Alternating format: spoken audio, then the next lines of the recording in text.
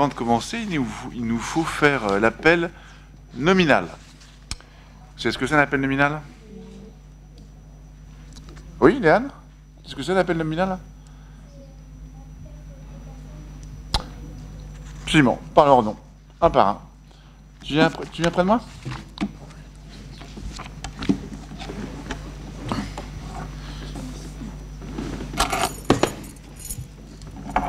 Alors, donc tu procèdes à l'appel nominal, tu as les noms ici, tu marques présent ou absent.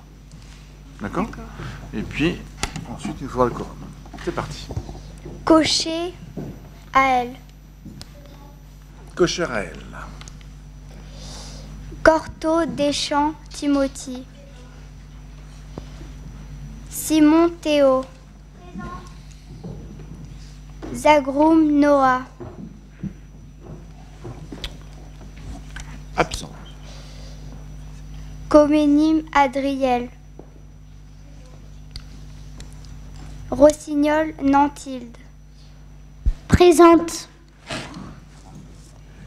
Michel Noblecourt.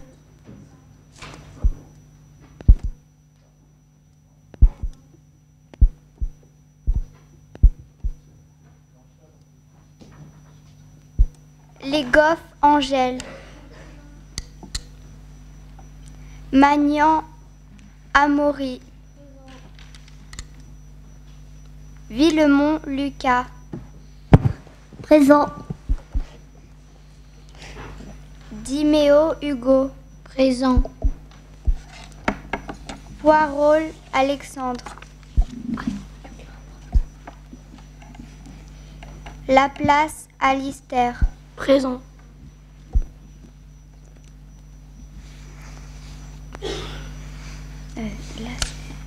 Brière. Brière Ludivine. Présent. Mallard Paul. Félie Aileen. Présente. Verret Slobodanski. Amy. Slobodanski. Berthenet Jules. Présent. Elkassis Sarah. Monceau Ruben. Albert Gabriel. Présent. Albertin Brunet. Benotto Clara.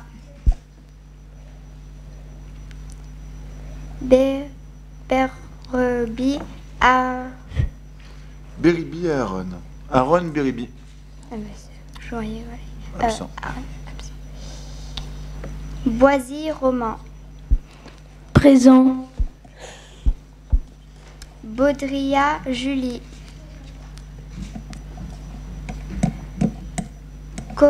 Clodon Lucas de Bar. Clotilde Clodon Lucas de Bar. Absente. Débord Anna. Présente. Fumeron Camille. Présent. Homme-poil Eva. Absente.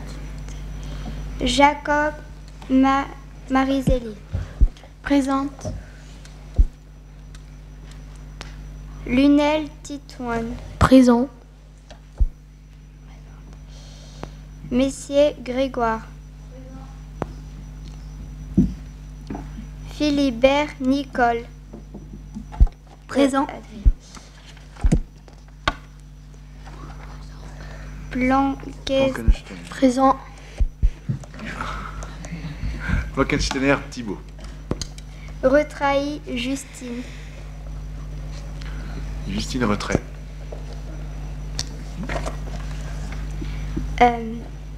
Royer Jade. Présente. Saturski Émilie. J'ai réussi. Et Tarot Clément. Présent. bien. Alors, est-ce que le quorum est atteint? Est-ce que c'est un quorum? Pour que Oui, Paul?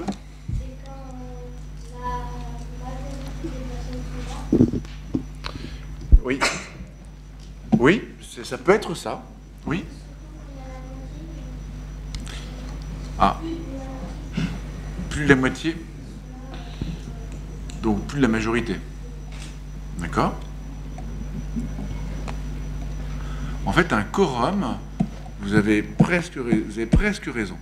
Le quorum, c'est le nombre défini par l'Assemblée à partir duquel on dit qu'on peut délibérer valablement. C'est-à-dire qu'on peut discuter parce qu'on est suffisamment pour discuter. Alors généralement, dans les assemblées, on considère que Aël a raison et Paul a raison, qu'il suffit de la majorité plus 1 pour pouvoir atteindre le quorum. Il y a des assemblées où c'est plus. Parfois c'est 70%, parfois c'est moins. Nous considérons que c'est la moitié. Et donc est-ce qu'on est au moins la moitié? Oui. Le Conseil peut donc délibérer valablement. Je te remercie et je te propose de rejoindre les amis. Alors, d'abord merci à chacun d'entre vous d'être présent, à l'administration municipale, donc je vois Pascal Cuc, notre directeur général adjoint, je vois Philippe Paloetti, notre directeur général en charge notamment de la jeunesse, Hervé qui préside, en tout cas, qui anime l'ensemble de ce travail. Je remercie Dominique Soulis, notre maire adjointe en charge des sports, Marie-Thé Piqueur, qui est notre conseillère municipale en charge des seniors, Jocelyne, Gérandi, qui s'occupe de toute la partie environnementale, Julien Cocher, que vous connaissez parce qu'il s'occupe, lui, principalement et particulièrement du scolaire et du périscolaire, maire adjoint, Yasmine Camara, qui est, elle, conseillère régionale et maire adjointe en charge de la jeunesse. Et puis, à mes côtés, représentant l'inspecteur d'académie, qui n'a pas pu être là ce soir, du coup, il a envoyé 2 personnes, 2 conseillères pédagogiques. Je vous remercie beaucoup à l'une et à l'autre d'être présentes. Vous pouvez venir, bien sûr, à votre convenance. Et puis, au chapitre des associations, merci Monsieur Ramos pour la VGA, et notamment la VGA handisport, mais s'il y a des questions sur la VGA en général, je suis sûr que vous saurez faire face à toutes les questions. Et puis là-bas, Henri de Guette, merci pour votre présence et votre engagement pour l'association des Parisiens de France. Donc voilà, je crois que j'ai présenté presque tout le monde, et donc on va pouvoir, Hervé, commencer l'ordre du jour de ce conseil municipal qui appelle Aël Cocher, je crois, qui va introduire cette première séance de travail. Bonsoir Monsieur le maire, bonsoir à tous et bienvenue. Chaque commission va vous présenter les actions mises en place par le conseil municipal des enfants et l'ensemble des projets à venir pour l'année 2019. Merci beaucoup. Mais écoutez, on est tous impatients. Et donc là, Hervé, comment est-ce que ça se passe maintenant? On passe directement à la première commission oui. Communication et citoyenneté? Oui, avec Sarah Aïkassi pour le projet intergénérationnel. Ah. Monsieur le maire, les conseillers du CME, certains en cours de mandat et d'autres nouvellement élus, ont manifesté leurs envies de travailler sur un projet intergénérationnel lors d'un temps de cantine. Le projet prévoit de créer dans un accueil de loisirs un échange entre des seniors et des enfants, lors d'un temps de restauration extrascolaire, encadré par un animateur, afin de favoriser un échange dans le calme. L'objectif de cette rencontre est de lutter contre l'isolement et l'exclusion des seniors en leur proposant un temps d'échange autour d'un repas. La mise en place du projet nécessitera un partenariat entre la direction des activités périscolaires, le service des référents seniors et éventuellement une association qui accompagne des seniors qui souffrent d'isolement. Bien, c'est un beau projet. Vous avez des questions? Pas de questions? Oui? Alistair. Comment on va faire pour choisir les seniors? Ah. Sarah? On n'est pas obligé d'avoir une réponse à tout, hein, vous savez. C'est pas... je sais pas vraiment, il faut étudier. Peut-être Marité de Piqueur, conseillère municipale en charge des affaires intergénérationnelles, pourrait aider à l'identification. Tu peux peut-être nous dire un mot ou... Oui, bien, avec grand plaisir, on va organiser cela et on trouvera sans problème des seniors pour vous accompagner. Avec grand plaisir. Voilà. Mais en fait, si vous avez bien écouté Sarah a conclu en disant que ce serait en association, avec une association justement, en partenariat avec une association. Et donc, si c'est en partenariat avec une association de seniors, on peut considérer que cette association te permettra d'identifier ceux qui, dans un premier temps, feront l'expérimentation de ta proposition. Non? Donc en fait, il faut, je pense, que vous commenciez par repérer l'association qui va vous accompagner. Oui? Adriel? Mais j'aimerais savoir si c'est juste sur un jour ou sur plusieurs jours. Ah, est-ce que c'est sur un jour ou plusieurs jours? Qui fait partie de la commission communication et citoyenneté? Très bien. Donc là, vous avez tous travaillé ensemble. Très bien. Donc, Adriel, est-ce que tu as posé cette question-là en commission? Est-ce que les enfants, vous avez eu à traiter cette question-là en commission? Donc, il faut revenir et travailler, puis vous poser la question. Honnêtement, je pense que sur une expérimentation, au départ, il faut commencer sur un jour. On n'est pas obligé de le faire. Puis ça fonctionne bien. Peut-être qu'on aura d'autres jours à agréger, puis d'autres écoles, et ainsi de suite. Oui, Léane? Pour manger avec les seniors, c'est que on mange avec eux ou après il y a un peu d'échange? Bah, dès lors que, enfin, je suppose. Enfin, Sarah, peut-être que tu as une réponse, enfin, ou un des membres de la commission. Oui, Adrienne? Je pense que c'est plutôt pour parler avec eux, manger avec eux, mais surtout parler avec eux. Oui, donc voilà, je pense que le temps du repas est un moment d'échange. Alistair?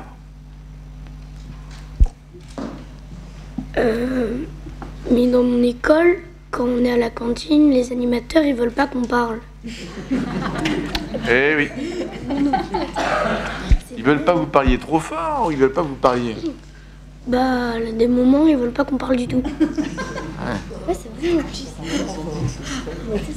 Sarah?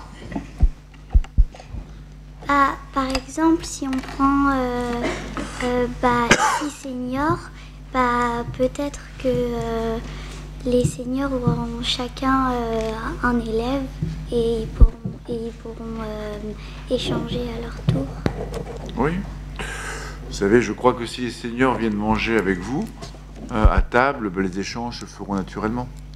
Et je pense que les animateurs pourront avoir une bienveillante attention à vos échanges.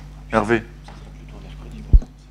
En fait, les enfants, ils n'ont pas toutes les réponses parce que le projet, il est en cours. On est juste en train d'étudier la faisabilité du projet. Donc, effectivement, il y aura un temps de jeu avant. Ensuite, un temps de repas, 4 seniors maximum. Et donc, ils seraient repérés par... il y en a déjà qui font la démarche à titre individuel pour dire, voilà, ils sont en situation d'exclusion, auprès du service référent, auprès de Madame de Piquer. Et je pense qu'on va aller vers ces personnes-là en priorité. Voilà, mais on n'a pas encore eu le temps de faire un retour par rapport au projet. C'est pour ça que les enfants ne savent pas tous les détails. C'est en cours, voilà.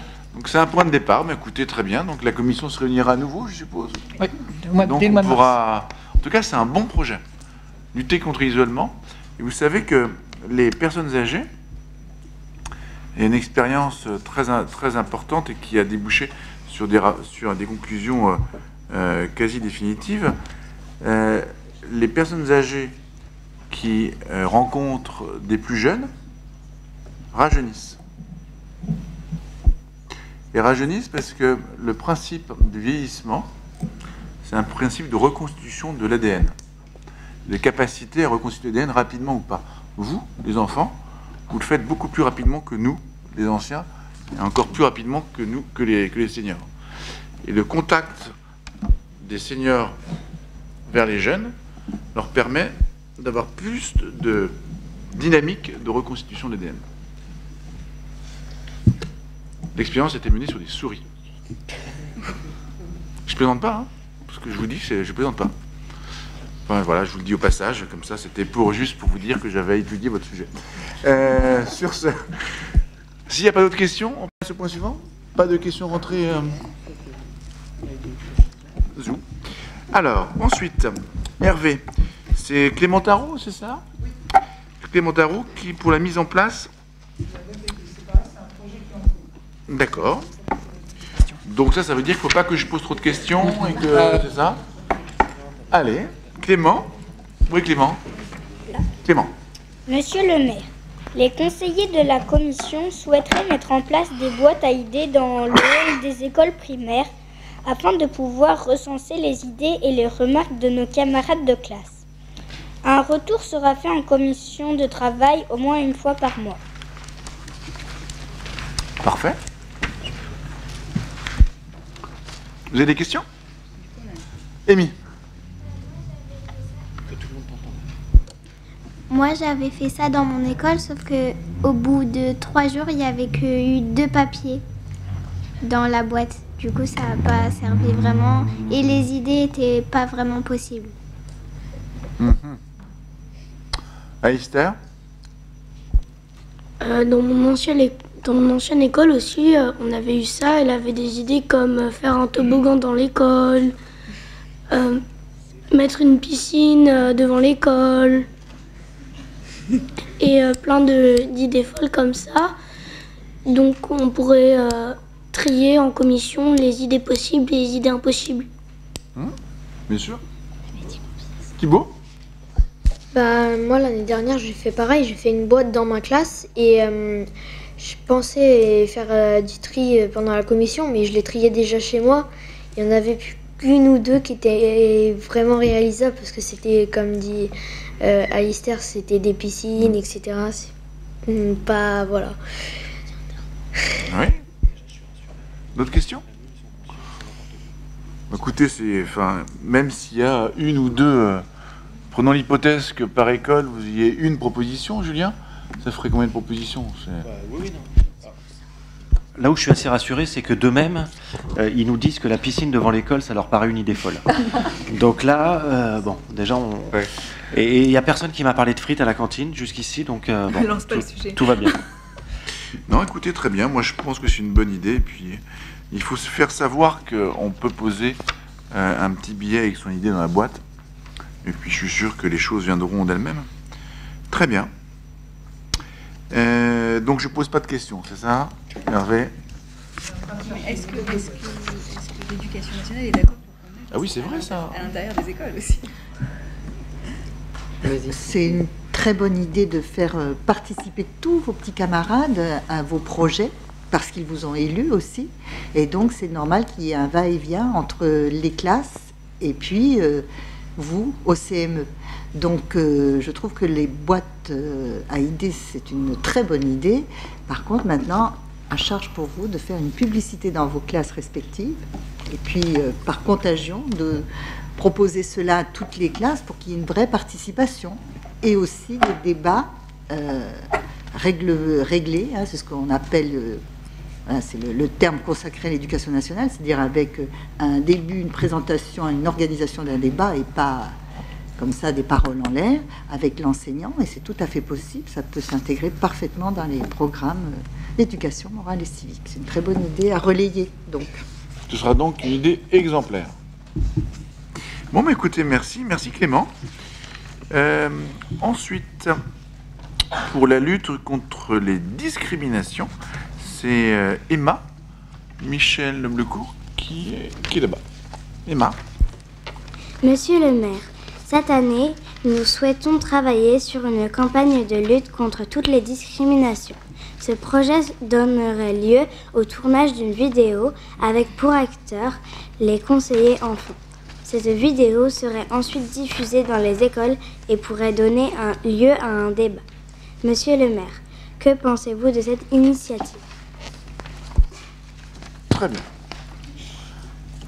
Ça nécessite que chacun d'entre vous se transforme en acteur ou en scénariste, ou en metteur en scène. Qui serait plus acteur? Ah. Qui serait plus sur l'écriture du scénario? Ah. Ah. Jade, Émilie? Adriel? Mais c'est pour dire quelque chose, on a déjà Ah. fait des textes. Ah, vous avez déjà fait les textes? Oui. Ah, bah alors, vous voyez, là, Hervé, tu me dis que dès le début, puis maintenant, j'apprends que tout est fait. Alors, qui a écrit les textes? Adriel, Angèle, Clément, je vois pas ton nom. Ah, Marie-Zélie. D'accord. Alors, quels sont les acteurs, du coup? Ils ont été choisis ou pas? Ah, ça, moins ça. Et le metteur en scène est Hervé. Ah, c'est toi le metteur en scène? Oui. Ah, pardon, Romain. Metteur en scène? Très bien. Très bien. C'est une candidature ou tu as déjà commencé à travailler? C'est une candidature. Parce qu'il y en a qui vont faire les décors. Oui, Thibaut? Alistair? Ouais, vous avez des succès. Anna? Bon, ben super. Bon, ben je pense que ça va être un beau travail. Et donc, qui va aider pour la vidéo? C'est Stéphane? Alors ils ont proposé des scénarios, on va choisir les acteurs, un lieu de tournage, et puis on va mettre tout ça en place avec... Mais il n'est pas encore au courant, Stéphane, c'est pour ça. C'était plus pour l'année prochaine, en fait. Pour la rentrée prochaine. D'accord. Le temps de travailler un petit peu tout ça. D'accord, d'accord. Bon, bah, écoutez, c'est une très bonne initiative. Très bonne initiative. Et alors, les discriminations, vous en identifiez de plusieurs natures? Oui, Clément? Non? Oui? Oui?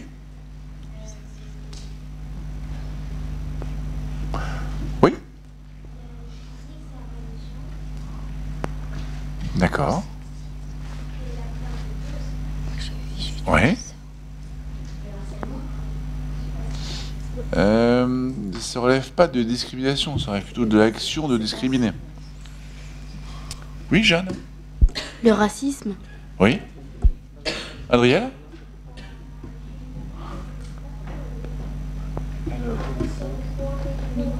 Micro. Ah, trop intelligent. D'accord. La différence de... D'accord. La différence de niveau ou la... D'accord.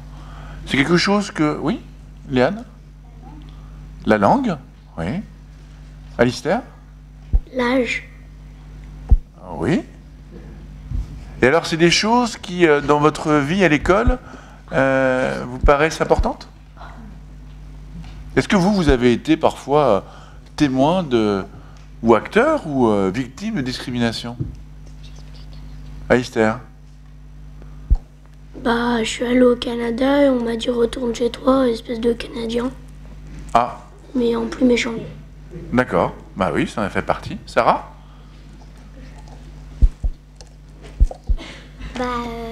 Pour jouer, je voulais jouer au foot et les garçons, ils ont dit non, pousse-toi, t'es qu'une fille, tu sais pas jouer au foot. Ça, c'est parce qu'ils avaient peur que tu sois trop forte. D'accord. Oui? Il y en a à l'école, ils se moquent de moi parce que je suis tout. Ils disent Mettez que je les suis micros. tout petit et que du coup, je suis pas assez intelligent pour être en CM1. Ah oui, alors là, c'est des choses très différentes. Et tu leur dis, oui, mais il n'en demeure pas moins que c'est moi qui vous représente au CME. D'accord. Vous avez d'autres ont vécu des discriminations? Mais oui, c'est intéressant vos témoignages. Je crois que personne n'est jamais à l'abri de discrimination, vous savez. Il y en a partout, tout le temps. Et il faut en parler. C'est ce que dit Julien. C'est important d'en parler. Et donc c'est une bonne, c'est une très bonne initiative. Oui, il va y avoir au mois de mars, les écoles ont été destinataires demande de la part de l'académie pour travailler spécifiquement sur une semaine sur les discriminations. Et puis l'antisémitisme au mois de mars, justement. Qu'est-ce que ça veut dire que faire de la discrimination? Vos réponses ont été variées et finalement ont montré que ça peut être plusieurs choses, parfois ensemble, parfois différentes, filles, garçons, le football, bien entendu. Et puis, voilà, donc évidemment, à l'école, il y a aussi le relais de ce travail, de cette réflexion autour de ce gros défaut qu'ont les humains, d'être toujours discriminants les uns par rapport aux autres. Tout le monde sait ce que ça veut dire, discriminer? Oui? Alors, qu'est-ce que ça veut dire? Oui? Ça veut dire rejeter quelqu'un, par exemple, mais pas se fixer sur la personne elle-même, mais sur une différence. Oui? Oui? Camille? Se moquer d'elle beaucoup et lui dire qu'elle a un défaut pour qu'elle se... Oui, c'est pas la définition exacte de discriminer, mais c'est une façon de discriminer, oui. Alistair? De se moquer d'une personne qui n'est pas comme les autres, ou qui pense différemment des autres, ou... C'est pas tout à fait ça, discriminer. Pas pareil. C'est pas tout à fait ça, ça c'est l'action de faire. Oui? Oui, elle? De mal juger quelqu'un? Oui. Ça participe aussi. Adrienne?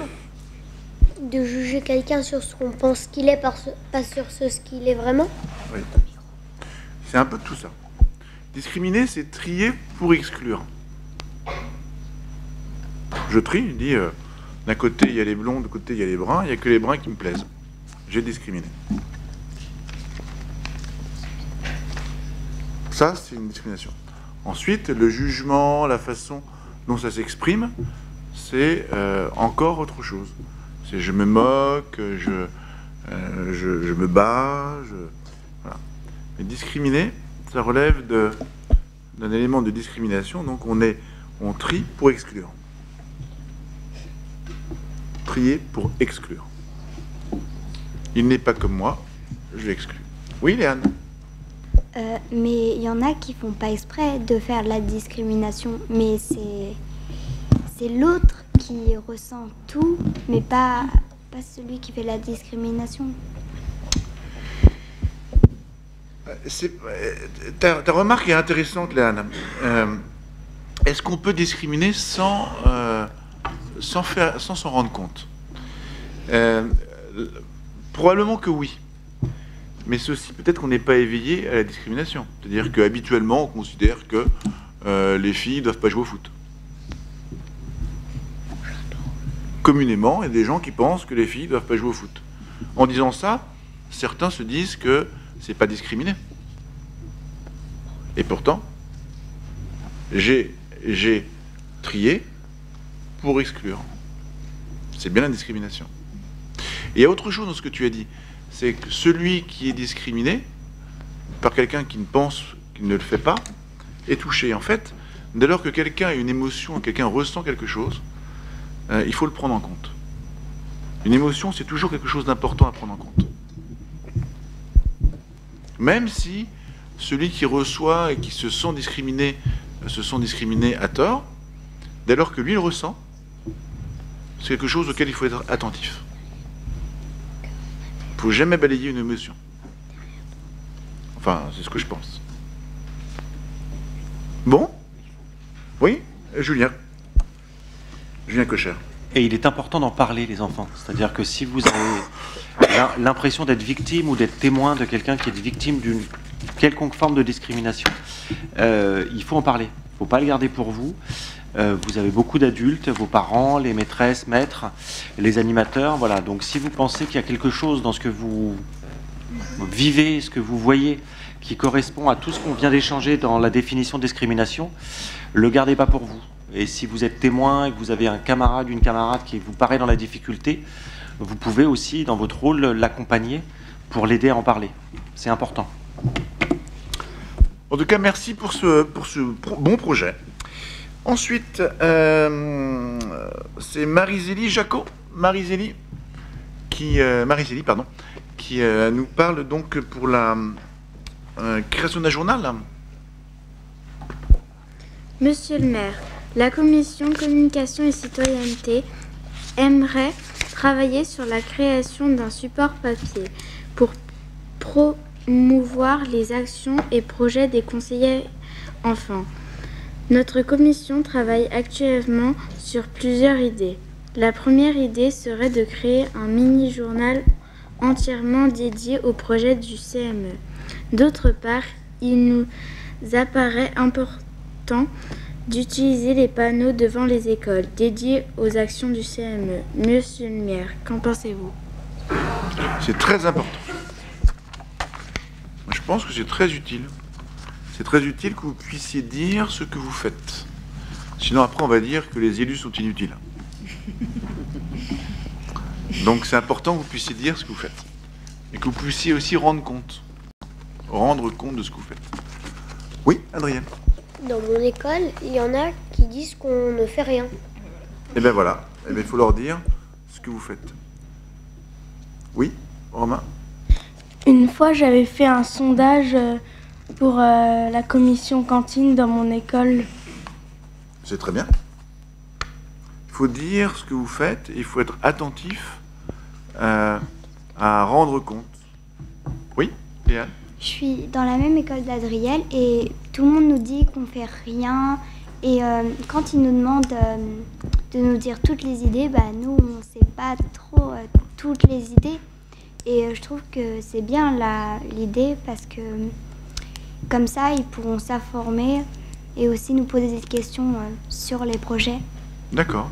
Là, du coup, vous avez plein de choses que vous allez pouvoir raconter. Vous pouvez dire que vous faites tout ça. Et c'est important de revenir vers vos camarades en pouvant leur dire ce que vous faites. Quelles sont toutes les propositions, quelles sont toutes les... c'est important. Vous savez, quand on est élu, celui qui nous a, ou ceux qui nous ont élus vous ont confié une partie, c'est le principe de la démocratie, une partie de liberté pour que vous l'exerciez à leur place. Ils ont aliéné une partie de leur liberté pour que vous l'exerciez à leur place. Et c'est important que vous reveniez vers eux en leur disant, voilà, vous m'avez confié une partie de votre liberté pour que j'exerce un mandat, je vous dis ce que j'en ai fait. C'est très important. Et eux, il ne faut pas qu'ils oublient qu'ils ont eu à un moment donné à vous choisir. Ça va dans les deux sens, en fait. Bon, c'est bien. Comme ça, vous pourrez faire savoir ce que vous faites. Ensuite, on passe à la commission environnement, donc coordonnée par Jocelyne Géandier. Et les porte-parole sont donc Mathilde Rossignol. Pardon. Nantilde, excuse-moi. Nantilde Rossignol. Une excuse. Monsieur le maire, le conseil municipal des enfants souhaite proposer un projet de vidéo à destination de la ville de la Louvière dans le cadre d'un échange de bonnes pratiques en lien avec l'environnement et le développement durable.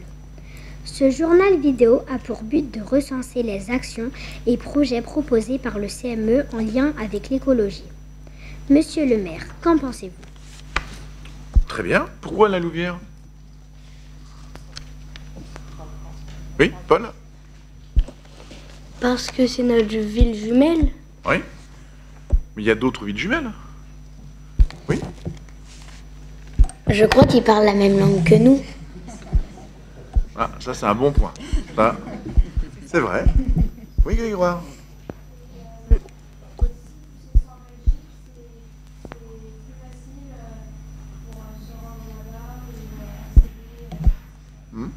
C'est pas faux. C'est pas faux. Oui. Très bien. Donc, collectivement, vous dites que la Louvière, c'est bien parce que c'est juste à côté. C'est où la Louvière? Oui, à elle? En Belgique. C'est vrai, c'était juste. Est-ce que vous connaissez le nom des autres villes jumelées? Oui. Il y a Rimini en Italie. Oui. Oui. Oui. Il y a une autre ville en Allemagne. Hameln. Exact. Ensuite, Il y a Ziguinchor, oui, qui est une ville qui se trouve où? en Israël, je sais pas. Non. Oui, Grégoire? Au Sénégal? Absolument, en Casamance. Et il y a encore une autre ville. Il y a encore deux. Alors, il y en a une qui se trouve, on vient d'en parler, en Israël, oui, et elle s'appelle Ramat HaSharon. C'est une ville qui se trouve entre Tel Aviv et Jérusalem. Et puis il y a une autre ville, encore, dans un autre pays, sur une île, qui va quitter peut-être l'Europe. Oui? Oui. Et la ville, c'est Bognor-Régis. Absolument. Donc voilà. Écoutez, vous avez choisi la Louvière. Très bien. Écoutez, c'est une bonne, ça me paraît une bonne proposition. Hervé? C'est une bonne Donc proposition. merci, Nantine. Non, j'allais ajouter que le tournage, c'est le 20 mars. Donc je vais lancer les invitations. aux Le 20 enfants. mars? Oui. D'accord. Donc en fait, on va faire une proposition d'acteur ici. Oui? Dominique? Donc, pour travailler un petit peu sur le sujet, malgré que ce ne soit pas ma commission, la Louvière a un conseil municipal des enfants et pour en avoir discuté avec le maire de la Louvière, il travaille sur le même projet. D'où le projet de pouvoir échanger après au plus près de nos deux villes. D'accord. Très bien. Ensuite, Lucas Villemont. Où est Lucas? Lucas, tu as la parole. Monsieur le maire, le conseil municipal des enfants a pu s'associer à la belle initiative de la galette du cœur proposée par monsieur Bourgeot du service économique. 9 conseillers enfants se sont mobilisés pour soutenir cette initiative le dimanche 20 janvier. Nous avons pu découvrir la générosité des commerçants saint-mauriens qui ont accepté d'offrir des galettes qui ont été revendues au bénéfice d'une association caritative. À ce titre, le projet a permis de récolter 1522 € pour l'association Saint-Vincent-de-Paul. Merci aux commerçants et aux Saint-Mauriens pour leur générosité. Voilà une affaire rondement menée, monsieur Bourgeot. En tout cas, bravo. Merci, merci Lucas. Donc ça, c'est une affaire c'est un projet qui est abouti. Tout à fait. Très bien. Un beau succès. Et qui est appelé à se renouveler? Est-ce que vous voulez renouveler? Pourquoi pas? Est-ce que vous avez participé à la galette du cœur les uns les autres là? Non. Oui? Vous étiez là le dimanche? Non. Oui, tu as fait de la pub? Qui était là le dimanche? C'est pas mal. C'est bien. Est-ce que vous en avez parlé à vos copains? Est-ce que vous avez dit à l'école qu'il y avait la galette du cœur? Je sais pas. Ah! Et vous leur avez dit de venir, oui? Je leur avais dit, même si j'étais pas là, je savais. Et ils sont venus? Non. Alors voilà, tu leur diras, écoutez, quand on vous invite quelque part, si vous venez pas en plus, c'est une très belle initiative. Et Saint-Vincent-de-Paul, vous savez ce que c'est comme association? Ah, elle? Une association pour les handicapés? Non. Pour les seniors qui sont tout seuls? Enfin, je suis pas sûre. Non, enfin, non, pas spécifiquement. Alistair? Pour les hôpitaux? Non. Saint-Vincent-de-Paul, c'est une... oui? Pour les pauvres? Oui, pour les personnes isolées et en situation de fragilité. Et donc, c'est une association qui va à leur rencontre et qui les aide et qui les accompagne dans la vie pour essayer de les sortir un peu de l'embarras dans lequel elles se trouvent. C'est une association caritative et qui siège au conseil, au CCS, au Centre communal d'action sociale. En tout cas, bravo. Et donc, si vous voulez recommencer, ben, Monsieur Bourgeot, il n'y a plus qu'à. Vous connaissez tous Monsieur Bourgeot? Non? Monsieur Bourgeot. Voilà, bravo. C'est celui qui ressemble au Père Noël. Mais en fait, d'habitude, il a un chapeau, donc on ne voit pas que... Titouan. Où est Titouan? Non, il y a Théo. Ah bon, alors, très bien, mais Théo alors. Théo, très bien, excusez-moi, pardon. Théo Simon. Allez, c'est parti. Monsieur le maire, les conseillers de la commission souhaitent créer un jeu d'échecs géant. Ce jeu aura une particularité. Les participants incarneraient avec des costumes les pions du jeu. Le jeu sera ensuite proposé à l'ensemble des Saint-Mauriens lors d'un événement de la ville. Monsieur le maire, que pensez-vous de cette idée? Je trouve ça très bien.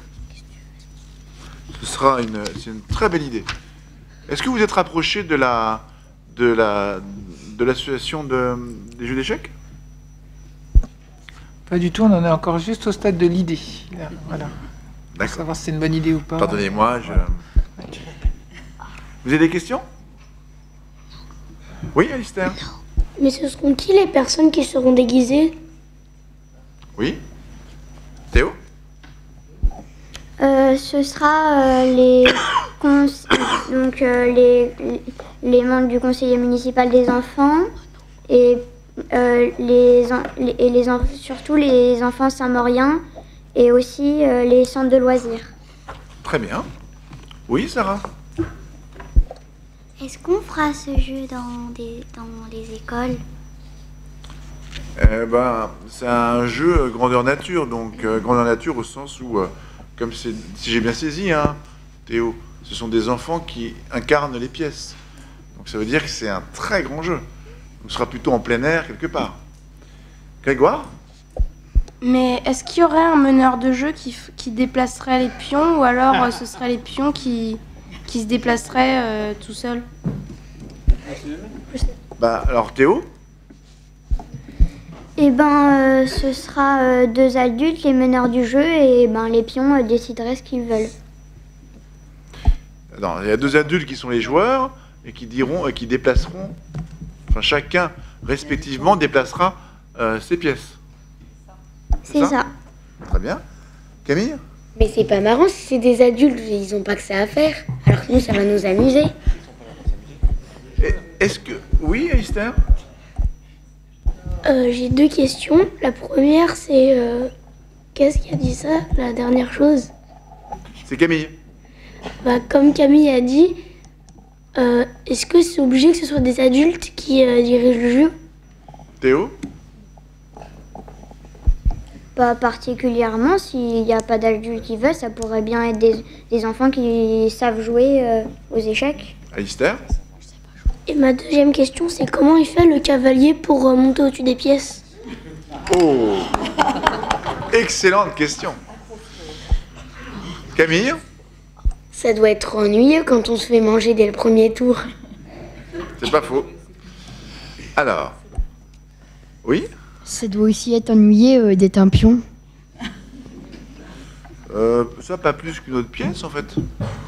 Mais qui sait jouer aux échecs ici? Ok. Donc vous aurez remarqué que... Très bien. Donc vous allez tous me dire le nombre de pièces qu'il y a sur un échiquier. Oui? 16. 16? 16. Donc sur un échiquier, il y a 16 pièces. Oui. Sur un côté ou sur les deux? Sur un échiquier. Ah, sur l'échiquier, 36. 32. Ah non, 32, pardon. Donc il nous faut 32. Il nous faut 32 enfants. Ah, d'accord. Oh. Il y en a qui peuvent jouer deux rôles. Ah non, ça va être compliqué. En tout cas, il faudrait qu'ils se changent entre, tu vois, ça va être compliqué. Oui, Luc? En plus, il faudrait changer de costume parce que si on est deux pions différents, faudra changer de costume pour faire les deux pions. Alistair? Mais 32 enfants, c'est quand même un peu beaucoup. Oui, Camille? Puis c'est compliqué de mettre une tactique si on n'est pas par-dessus les pions. Parce qu'on les voit moins bien. C'est vrai que ça change la vision du jeu. Oui? J'ai une question. Pourquoi on dit 32 enfants et pas 32 adultes? Bah parce que c'est votre projet. Moi, on m'a dit 32... Ouais, ça, on m'a dit, moi, qu'il y avait des enfants sur l'échiquier. Je considère que c'est votre choix. Grégoire? Mais pour le meneur de jeu, ça pourrait être un petit peu plus simple puisqu'il pourrait se déplacer sur l'échiquier et voir comment il pourrait faire. C'est vrai, mais c'est une autre vision du jeu. Vous avez raison. On ne le voit plus par-dessus, on le voit dedans. C'est une autre vision du jeu. Ce qui est aussi une autre mécanique intellectuelle. Oui, Camille? C'est une question, est-ce qu'ils se sont inspirés d'Harry Potter? Ah, je sais pas. Tu t'es inspiré d'Harry Potter? Non, pas du tout. Non. Non. Voilà. Non. Bon, bah, c'est une bonne... Oui, Alistair?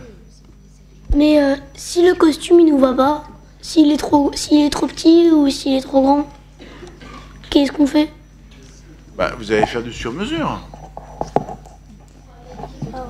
Vous avez des costumes. Alors après, je sais pas ce que pourrait être un costume d'une pièce d'échiquier, mais vous aurez à vous déguiser, oui? Oui? Ah d'accord, Après, Adrienne? s'il est un peu trop grand, c'est pas grave un cavalier avec une robe. C'est vrai? C'est pas faux. Mais ça pourrait être aussi des chapeaux. Ça peut être... c'est à vous de créer, Sarah?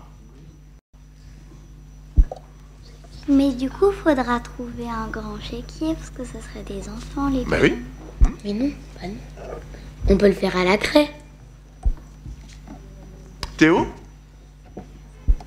On a déjà à peu près pour le plateau, on ne sait pas encore, mais ça pourrait peut-être être de grands plateaux de bois qu'on forme en carré et après on peint ou on fait à la craie pour faire les carreaux. Bien. Oui, Grégoire? Mais à la pie aussi, dans la cour, il y a déjà un échiquier qui est peint. Donc on pourrait jouer, mais à la pie. Pourquoi pas? Alistair? Mais on n'a pas répondu comment le cavalier il faisait pour monter sur les pièces. Bah, d'abord, sur un échiquier, quand on prend le cavalier, enfin, on peut aller directement à la pièce, on n'est pas obligé de faire un pof. Là, il pourra très bien viser, se déplacer sur sa pièce en L, puis y aller directement. On n'est pas obligé de passer par-dessus la pièce. Il peut passer à côté. Il sait où il va, il connaît le... Quand tu prends ton cavalier, tu fais pas tac, tac, tac, tu vas directement. Bah là, tu feras pareil. Ça te convient? Oui. Super. Adrienne? Puis sinon, pour Alistair, une réponse, il peut jouer à saute-mouton. Excellent, Adrienne. Jeanne? Ah. En tout cas, tu vois, ça remplit enthousiasme, donc on aura plein d'idées. Et Hervé, je pense que c'est bon pour être couturier, là. Que des costumes. On passe au projet suivant. Merci beaucoup pour ce très beau projet. Titouan? Oui. Alors, Monsieur le maire, notre commission souhaite participer à nouveau à un dimanche citoyen sur les bords de Marne au mois de juin dans les jardins du Beach. C'est un événement qui offre un moment de partage et de convivialité pour les Saint-Mauriens de tout âge autour d'une valeur commune, l'environnement.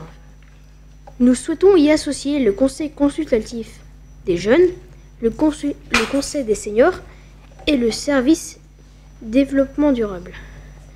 La journée pourrait commencer par un nettoyage des bords de Marne avec l'ensemble des Saint-Mauriens qui souhaiteront participer à cette initiative.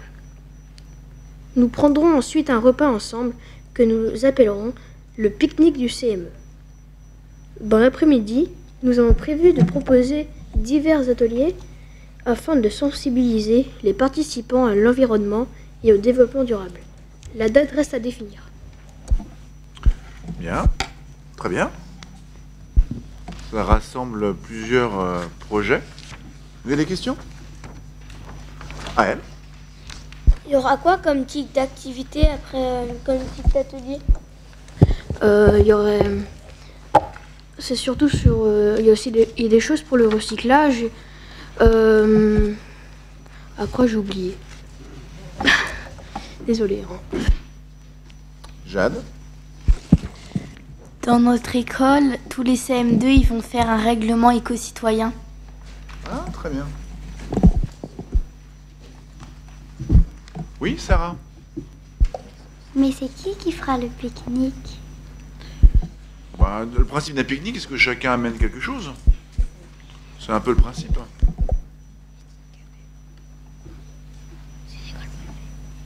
Bon.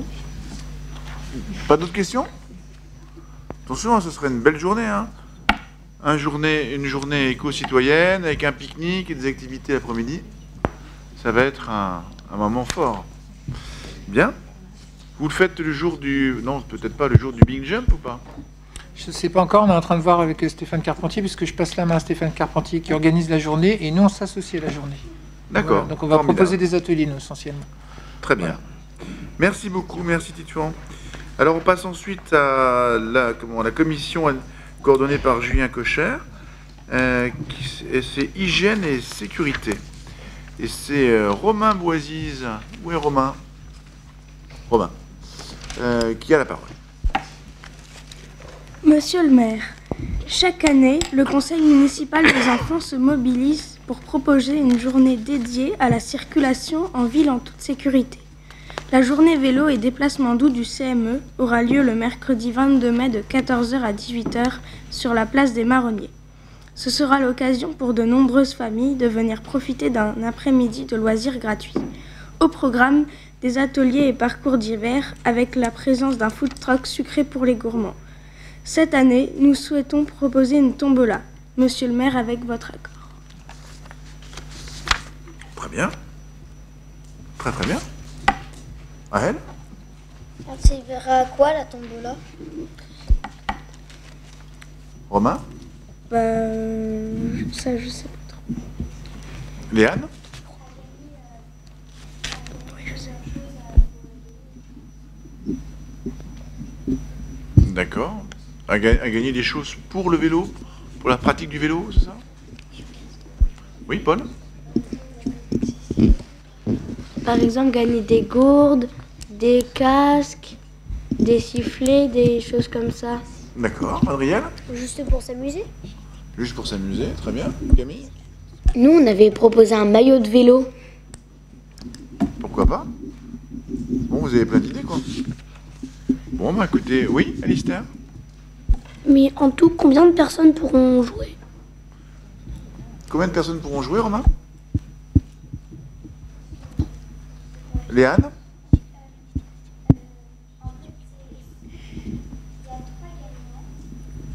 Le micro, Léane. Tout le monde peut jouer. Il y a 3 gagnants, mais tout le monde peut jouer quand ils ont un vélo et un casque. D'accord. Et c'est pour les enfants. Donc tous ceux qui sont équipés. Julie, tu veux dire des mots? Très bien, Alistair? Mais si on a une trottinette et un casque, si on n'a pas de vélo? Léane? Ça marche aussi. Théo? Est-ce qu'en déplacement doux, on accorde aussi les vélos électriques ou trottinettes électriques ou choses électriques? Ah, Julie? Oui. La réponse est oui? Oui. La réponse est oui. Grégoire? Mais l'argent gagné pour la tombola pourrait peut-être être donné aux gens qui l'ont organisé, puisqu'ils ont donné du temps et il y a eu des lots quand même, et peut-être pour payer une partie des lots. Ah, pour payer une partie des lots, probablement, oui, peut-être. Je sais pas qui a la réponse. Paul? Mais la tombola sera gratuite, faut juste avoir les équipements, il faut pas payer pour participer à la tombola. Ah, mais alors comment est-ce qu'on fait pour acheter les lots? Ah, mais ça, c'est pas nous qui les achetons. Léane?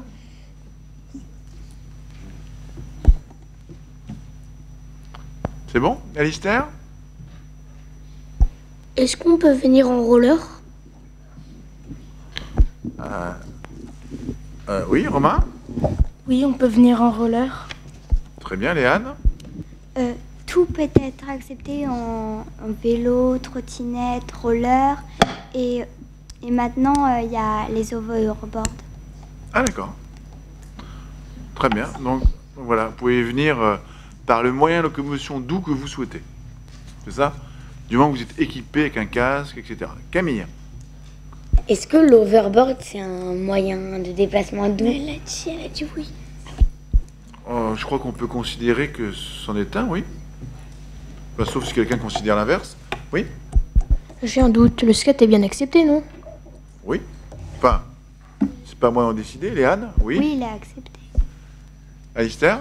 Mais est-ce qu'il faut des protège-coudes et des équipé. protège-genoux? Alors, Léane? Pour la tombola, il faut avoir tout l'équipement, mais juste le casque, au moins, parce que il y en a qui n'ont pas tout l'équipement, coudes, genoux. Romain? Si on a 12 ans ou en dessous de 12 ans, on doit au moins mettre un casque et on peut aussi mettre des protections. Très bien. Adriel? Pour moi, un déplacement doux, c'est plutôt un truc qui n'a pas de moteur. D'accord. Donc uniquement la force physique. Est-ce que quelqu'un a un avis là-dessus? Autre que celui d'Adriel? Oui, Camille?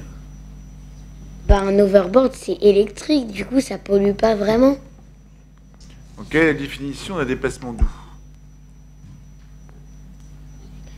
Jade? Un déplacement qui ne produit pas de pollution. Oui. Tu voulais dire quelque chose? À elle? Qui n'a pas de risque d'accident? Ah. Le vélo. Ah. Très bien. Oui. Qui n'a pas de moteur? Léane? Adriel, qu'est-ce que tu veux dire en moteur?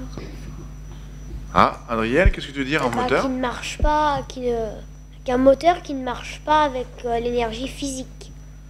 C'est l'inverse. Ah oui. Un moteur qui Ah oui, marche qui marche. avec un moyen de combustion autre que l'énergie physique. D'accord?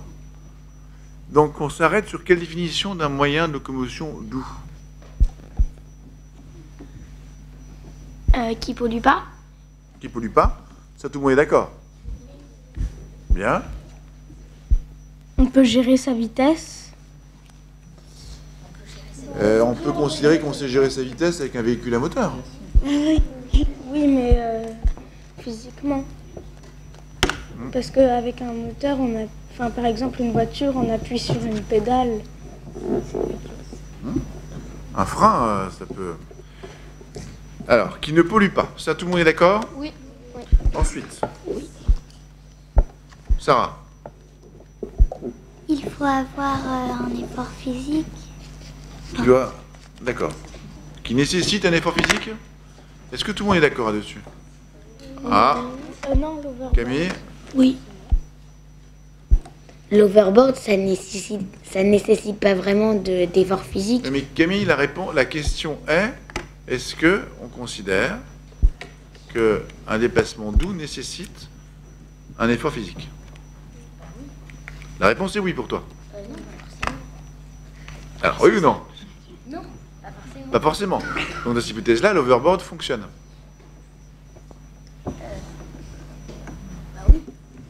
D'accord. Donc on considère... Oui, Adrienne? Juste une question, Camille. Où est l'effort physique dans un overboard? J'ai dit qu'il n'y en avait pas. Romain? Oui. Est-ce que un déplacement doux, ça nécessite d'avoir un casque? Je suis pas sûr. Essayez de trouver la définition. Oui, Jade? C'est pour le overboard, ça nécessite un effort physique au niveau des jambes. Parce que tu dois te pencher pour avancer et aussi parce que tu dois tenir debout dessus. Donc. C'est pas faux, oui.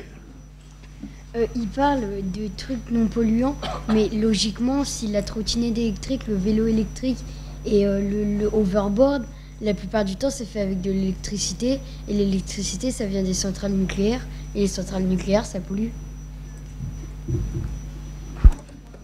On continue, oui. Mais pour l'overboard, c'est c'est physique. Parce que ça fait... Prends le micro à la main, prends-le à la main. Voilà. Si, Oui. si on en fait longtemps, ça fait mal aux jambes. C'est vrai. Adriel? Mais pour ce que Gabriel a dit, alors on y va à pied. Parce que pour fabriquer tout, c'est polluant. Oui. Mathilde? Mais si t'as un casque qui est trop petit ou bien que t'as pas eu le temps d'acheter et que tu veux participer à la tombola. Là, il y a une règle. Ça, on connaît la règle. La règle que Léane et Romain ont exposée, c'est pour participer à la tombola, il faut être équipé au minimum d'un casque. Donc ça, on connaît la règle. Si tu n'as pas eu le temps de l'acheter, tu ne peux pas participer. Il faut au moins respecter la règle, parce que si on ne respecte pas la règle, après, on ne peut pas s'organiser. Pour une règle, ça permet à un ensemble d'individus de vivre ensemble, justement de pouvoir avancer, de vivre ensemble. Donc la première règle qu'on a édictée, si j'ai bien compris le projet, c'est que pour participer à Tombola, il faut être équipé. Donc à ta question, t'as pas eu le temps, t'as pas eu le temps. C'est un peu comme si tu me disais, j'ai pas eu le temps d'acheter mon stylo, je peux pas aller à l'école. La règle, c'est que quand tu vas à l'école, il te faut ton matériel pour aller à l'école. Ben là, pour participer à Tombola, la règle, c'est qu'il faut ton matériel pour participer à Tombola. Bah oui, mais si tu pensais que ton casque il t'allait, au dernier moment tu l'essayes, sauf que là il est trop petit. Ça remet pas en question la règle. Prends l'hypothèse, tu vas skier. Puis là, tu t'aperçois, flûte, j'ai grandi. Tu mets tes pieds dans les chaussures, tu peux pas les enfiler. Ben, tu vas pas skier. Mais tu peux te casser le poignet, ça c'est pour se moquer de moi. Merci. Allez, je pense que vous avez à travailler sur la définition c'est quoi un déplacement doux. Et vous avez des choses intéressantes, hein, qui ne polluent pas, qui nécessitent un effort physique. Certains ont parlé, c'est elle qui a parlé d'accidentologie. C'est pas inintéressant parce que ça renvoie aussi à l'équipement. Oui, tu veux dire un dernier mot? Mais on dit qu'il ne pollue pas et qu'il a besoin d'un effort physique, mais la marche, du coup, ça peut marcher. Bien sûr.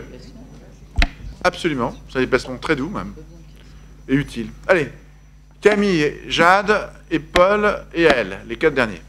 Camille. En fait, c'était pour répondre à... Je sais plus quelle personne avait dit que si elle, avec le casque, si on ne l'avait pas, pour ne pas la tombola, mais de toute façon, avoir un casque ou gagner un sifflet, c'est pas quelque chose de très utile. Alors, du coup, bah, c'est pas très grave de pas participer à la tombola. Tu dis plusieurs choses. Hein. Tu dis, c'est pas très grave de participer à Tombola. Si vous proposez quelque chose, on peut considérer, c'est pas très grave, mais qu'il vaut mieux participer. Alors après, est-ce que c'est grave de ne pas avoir de casque? Si on vous demande de porter un casque à moins de 12 ans, c'est précisément pour vous protéger. Donc on peut quand même considérer que c'est grave de ne pas en avoir. Sinon, la règle n'a pas lieu d'être. Il faut revoir la règle. Jade? Mais quand on dit que marcher c'est un déplacement doux, mais pour marcher il faut manger, et quand on mange c'est fabriqué dans des usines, donc ça pollue aussi. C'est pas faux. Non, tu t'étais pas inscrit, Adriel. Est-ce que je suis désolé? Il y avait AL, Paul. Alors, Paul? Mais si on n'a pas de casque, mais qu'on vient en marchant? Bah, tu viens en marchant. Honnêtement, pour une journée vélo, venir en marchant... Je vous rappelle qu'on parle d'une journée vélo, quand même. Hein. AL? Si tu viens en marchant avec un casque, tu peux participer à la tombola? Ah, c'est ce que j'ai En fait, tu peux, mais si tu n'as pas de vélo, que tu viens une journée vélo en marchant avec un casque, Ça sert à rien. tout ça, ouais. Et puis, Anna, tu voulais dire un mot? Très bien. Allez, je crois qu'on a fait le tour. Et Hervé, il reste du travail de définition de tout ça. Qui a un overboard ici? Ah oui, quand même, hein. Ah oui, très bien. Bon, bravo. Donc je sens qu'il y a les parents qui reviennent, ça veut dire que je suis un peu en retard sur l'horaire. Donc je me dépêche.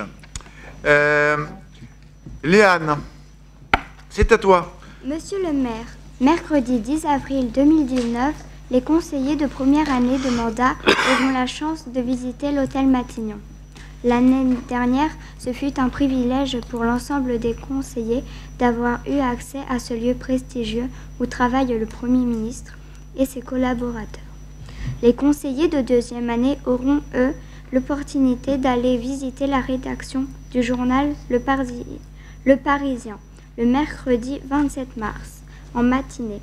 Au programme, la visite des locaux du journal, puis ils assisteront à une conférence de rédaction et pour terminer, ils pourront poser des questions à un des journalistes présents. Très bien. Vous avez des questions? Théo? Mais pour aller à l'hôtel Matignon et le journal Parisien, il faut un quart. Parce que, et du coup, ça peut coûter quand même cher d'aller à l'hôtel Matignon et de prendre un quart. À la fin, ça peut coûter ça coûte beaucoup de sous. Eh oui. C'est pas faux. Oui. Est-ce qu'on verra le Premier ministre? Là, c'était l'année passée. Là, au journal Le Parisien, non, je ne crois pas. À l'hôtel Matignon. Attendez, moi, si j'ai bien saisi... Attendez. Si j'ai bien saisi ce que vient de dire Léane, c'est que l'année passée, elles étaient à Matignon et que cette année, ils vont voir Le Parisien. C'est pas ça? Les deuxièmes années vont voir Le Parisien et les premières années retournent à Matignon. Ah, Léane, tu peux préciser, s'il te plaît? Alors, qui va à Matignon et qui va voir Le Parisien? Qui va à Matignon? L'hôtel Matignon, c'est la première année parce que l'année dernière, on était allé à l'hôtel Matignon. Et cette année, c'est pour... on va avoir le journal du Parisien. Donc cette année, vous n'avez pas Matignon. Ceux qui sont en première année de mandat. Alors, ceux qui sont en première année de mandat vont aller à Matignon. Et les deuxièmes années, vont au Parisien. Donc si vous allez à Matignon, vous avez une chance de voir Édouard Philippe. Vous savez qui c'est, Édouard Philippe? C'est Amy? C'est le Premier ministre. C'est exact. Ouais. Vous avez des questions? Allez, on y va. Léane. L'année dernière, on a vu le Premier ministre, mais dans sa voiture. Oui. Dans sa voiture. Oui? Mais on l'a vu sans le voir en fait. Oui. Parce que les vitres, elles étaient toutes noircies, on savait pas vraiment dans quelle voiture il était. Eh oui. Oui? Mais ça se trouve où la rédaction du journal Parisien? À Créteil. Oui? Ça se trouve où? À Créteil. Ah, vous avez le journal national. Donc c'est à Paris. Oui? Mais pourquoi, dès que le Premier ministre part en voiture, la circulation, il y a plein de policiers ou qui la circulation... C'est pour le protéger. En fait, c'est moins le Premier ministre en tant qu'homme que le Premier ministre dans sa fonction qui est protégé. C'est-à-dire que c'est un personnage de l'État important qui est protégé parce qu'il peut être menacé par des touristes, par un acte de folie. Et donc on protège la République en protégeant le Premier ministre. D'accord? Donc il y a un dispositif de sécurité très important pour le protéger. Oui, Camille? Et pourquoi nous, on ne nous protège pas? D'une certaine façon, vous êtes protégé, mais il se trouve que la sécurité autour d'un Premier ministre est importante parce qu'il est très menacé. Le Premier ministre est menacé en permanence. Oui, à elle? Mais par à la fois ça peut être des puissances étrangères qui sont pas forcément avec la France dans le bon terme. Ça peut être des actes de terrorisme, ça peut être parfois des actes de folie individuelle. Mais vous avez le Premier ministre est sans cesse menacé. Oui. Et ça en est comment avec les gilets jaunes dans Paris? Pardon? Ça se passe comment avec les gilets jaunes dans Paris? Pas super bien en ce moment. Et j'ai toujours pas compris, c'est quoi ce truc de foulard rouge ou quelque chose dans le genre contre les gilets jaunes? Il y a les gilets jaunes et puis les foulards rouges. Les foulards rouges ont défilé pour apporter leur soutien, enfin plutôt pour dire que, pour apporter leur soutien au gouvernement face aux gilets jaunes. C'est plutôt pour apporter un soutien contraire aux gilets jaunes. C'est-à-dire, voilà, les gilets jaunes manifestent pour ce qu'ils ont manifesté d'ailleurs, je sais pas bien. Et les foulards rouges, eux, disent, écoutez, il n'y a pas que les gilets jaunes dans la vie, il y a aussi des gens qui ont envie d'avancer. Donc c'est de part et d'autre. Camille? Mais c'est pas leurs idées qu'ils en avaient marre, les foulards rouges, c'est ils en avaient marre des violences que les gilets jaunes y faisaient. Mais à la fin, il y aura plus de gilets jaunes, plus de foulards rouges, mais un jour ça existera peut-être les t-shirts oranges qui manifesteront pour les deux, pour qu'ils arrêtent. Il y aura de manifester. peut-être. Alistair.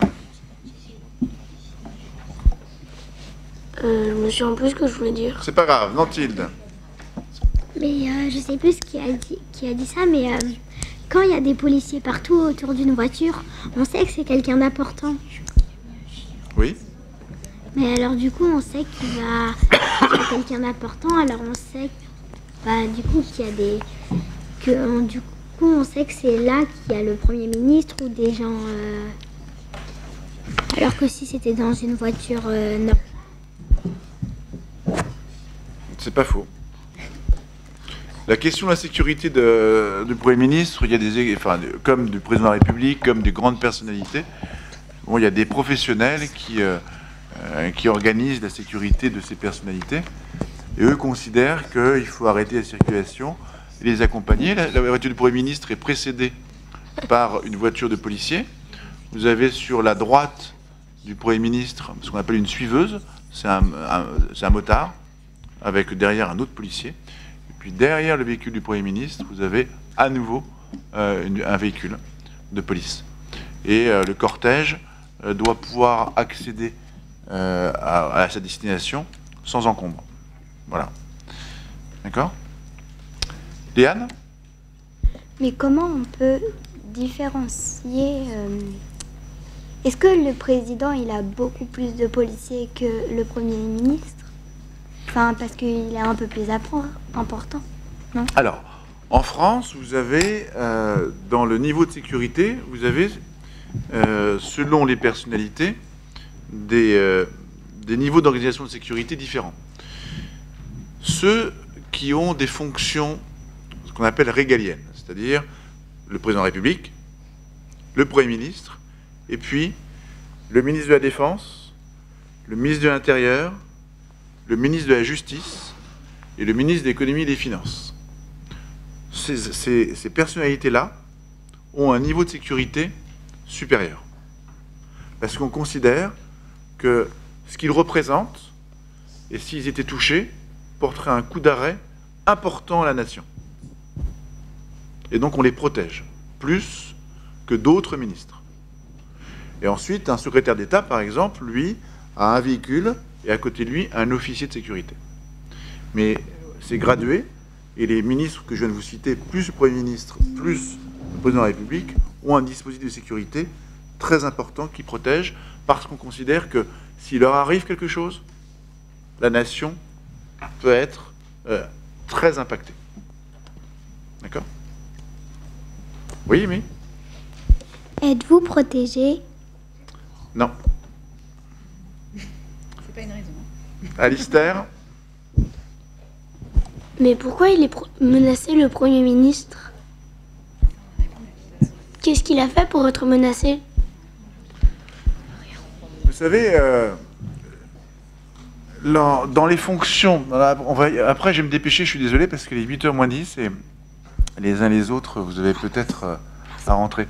Dans les fonctions, un Premier ministre a à prendre des décisions, comme le Président, comme le ministre de la Justice, comme le ministre de l'Intérieur, ou comme le ministre de la Défense. Ils prennent des décisions alors de justice, par exemple, face à des détenus qui ont commis, face à des condamnés qui ont commis des crimes, face à parfois à d'autres pays au monde avec lesquels la France peut être en conflit. Ils peuvent avoir des menaces de ce qu'on appelle de groupes qui, en France, ont des actions un peu violentes. Et le Premier ministre, le Président de la République prennent chaque jour des décisions qui peuvent être à l'encontre de ces gens-là. Et ces gens-là peuvent leur en vouloir. Donc c'est la raison pour laquelle on les protège de ça. Ils sont protégés et donc, du coup, ils sont libres d'agir librement dans leurs fonctions, y compris lorsqu'ils sont menacés. Par exemple, en ce moment, Matteo Salvini et Emmanuel Macron, ils sont en conflit. Et du coup, ils ont rappelé l'ambassadeur d'Italie. Oui. Enfin, l'ambassadeur qui est l'ambassadeur de France en Italie. Qui est en Italie pour qu'il revienne en France pour des raisons de sécurité. Non, c'est pas pour des raisons de sécurité. Ah, c'était pour... Ça veut dire, quand on rappelle l'ambassadeur, ça signifie que momentanément, on rompt une relation diplomatique. La France a un ambassadeur de France en Italie. L'ambassadeur, c'est le représentant du gouvernement et le représentant de la France en Italie. Lorsqu'il y a un conflit entre deux pays qui ne s'entendent plus, qui à un moment donné ils se disputent, à ce moment-là, un des actes les plus importants, c'est de rappeler son ambassadeur. Ça signifie qu'on rompt momentanément, en l'espèce, une relation avec l'autre. D'accord ? La France est le pays qui a le plus de représentation diplomatique dans le monde. D'autres questions ? Oui ? Mais c'est par qui qu'il est menacé, le Premier ministre ? Vous savez, le Premier ministre, le Président de la République, en fait, c'est pas tant Édouard Philippe ou Emmanuel Macron, c'est la fonction qu'il représente, c'est la France qui est menacée. La France intervient dans le monde et parfois il y a des terroristes qui veulent, en France, porter atteinte au pays. Et en portant atteinte au président ou au Premier ministre, ils portent atteinte à la France. Donc ça peut être une première menace. Une autre menace, c'est lorsque, par exemple, le Premier ministre ou le Président de la République doivent rendre, in fine, c'est-à-dire en dernier ressort, une décision qui pourrait être une décision de justice, par exemple. Eh bien, très bien.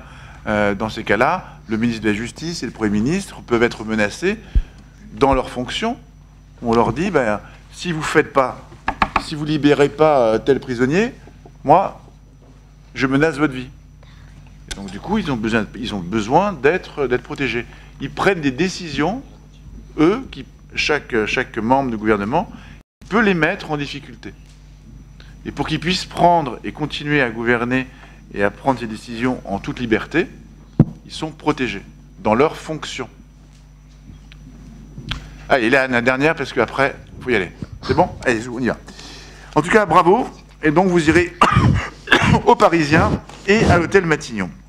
Et vous serez d'ailleurs peut-être accueilli par un conseiller municipal de Saint-Maur, qui siège à nos côtés, qui s'appelle Adrien Caérez, qui travaille avec le Premier ministre. Paul, c'est à toi. Monsieur le maire, notre commission aimerait à nouveau bénéficier d'une initiation au premier secours. Cette formation est très importante pour nous car elle nous permet d'apprendre de façon ludique des gestes de secours importants. Cette formation peut nous aider à alerter dans des situations graves. Monsieur le maire, qu'en pensez-vous ? Très bien. Et après, il faudra que vos parents suivent la formation également. C'est très important, ça peut sauver des vies. Très très bonne initiative. Vous avez des questions ? Je soumets à formation. Ah, à elle. Ça se fera quand ? Ça se fera quand ? Tout au long de la... Il y aura une séance particulière. Une séance. Oui. Moi, l'école, on l'a déjà fait. Ah, donc tu seras exempté. Oui, tu pourras proposer aux autres. Oui. Est-ce qu'il y a le massage cardiaque? Il y a le massage cardiaque, il y a le défibrillateur. On fait des choses incroyables. Romain? Ça a été fait dans mon école, mais on n'a pas appris le massage cardiaque. Ils nous ont dit que c'était pour les adultes. Ah oui, parce qu'il doit y avoir une limite d'âge au moment où on choisit le défibrillateur. Alistair, ce sera plus tard, donc ce sera la séquence suivante. Moi, dans mon école, on l'a fait. Toutes les classes l'ont fait, mais on nous a montré que 3 choses. C'était l'étouffement, quand on a quelque chose dans la gorge. Oui. La PLS. Ouais, la mise en position latérale de sécurité. Oui. Et une 3e dont je m'en souviens plus. C'est le sang quand on s'arrête? Oui, le sang. D'ailleurs, il y a eu un petit film que vous avez... Vous pouvez venir vous asseoir, il y a de la place dans les tribunes. Et puis, vu comment c'est parti, il y en a encore pour 2-3 heures là. Alors, Aëlle? Mais moi, dans mon école, vu que je suis dans l'école de Titan, il n'y a que les CM2 qui le font. Oui. Et puis ensuite, vous aurez plus tard une autre séquence où vous pourrez vous servir d'un défibrillateur. Sarah? C'est tout le CME qui fera... Oui, enfin tous ceux qui veulent. Nantilde? Mais ce sera à l'école ou au CME? Au CME. Oui? Moi, je veux parler à Alistair parce que normalement, c'est pas normal parce que notre maîtresse, elle a tout planifié pour que vous aussi, vous ayez le massage cardiaque. D'accord, voilà, c'est un scandale. Alistair, il faudra le plaindre. Non, c'est pas vrai, je plaisante. Ouais, et ça peut être différent d'une école à l'autre, mais je crois que c'est bien planifié par l'Éducation nationale, n'est-ce pas? Normalement, c'est organisé par les écoles qui demandent justement l'appui souvent de la Croix-Rouge.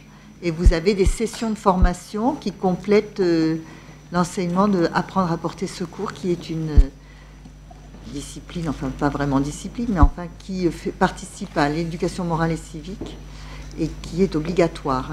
Apprendre à porter secours. Pour répondre au petit garçon qui a dit on n'apprend que 3 choses, c'est normal sur les gestes qui sauvent, il y a 3 catégories. Plus le défibrillateur, mais ça ce sera quand tu seras un peu plus tard. Voilà. Super, bravo. Ensuite on passe à Mme Soulis, sport et santé, et c'est Ruben Monceau pour la visite de l'abri de défense passive. Oui, Ruben. Monsieur le maire, nous sommes allés visiter l'abri de défense passive de la RATP. C'est un ancien abri contre les bombes et les attaques au gaz. Il a été construit pendant la Première Guerre mondiale au sous-sol. Un vélo permettait de produire de l'électricité. Un signal spécial permettait de savoir qui était à la porte. Nous avons eu l'opportunité de visiter le hangar à bus. Cette visite fut très intéressante. Formidable. Vous avez tous été? Non. Non? Mais c'est un bon Alistair. Quand on y est allé, je me suis assis sur une chaise et la chaise, elle s'est cassée. Je voulais m'excuser. Bah, tu es excusé, mais c'est vieux, c'est... Nantilde? J'ai juste posé une question que j'avais pas eu le temps de poser là-bas. Est-ce que, comme il a été construit dans la Première Guerre mondiale, est-ce que pendant la Deuxième Guerre mondiale, il a été aussi utilisé? Je sais pas. D'accord. Je pense qu'il a probablement été utilisé. Oui? Je crois qu'il avait dit que oui, et justement, il craignait les attaques de gaz de la Première Guerre mondiale, et du coup, ils y sont quand même allés. Oui. Bon, super.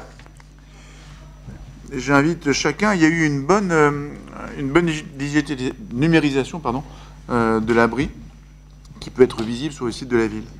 Jade, le devoir de mémoire. Monsieur le maire, comme chaque année, tous les CM2 de la ville de Saint-Maur ont pu participer à la cérémonie des Flammes de l'Espoir. Chaque élève présent a reçu un drapeau tricolore. Nous avons eu la chance d'assister à un lâcher de pigeons et nous avons aussi eu l'honneur de rencontrer des anciens combattants.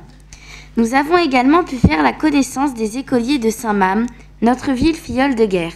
Monsieur Caspi a prononcé un discours fort intéressant et nous avons pu allumer des bougies sur les tombes de soldats.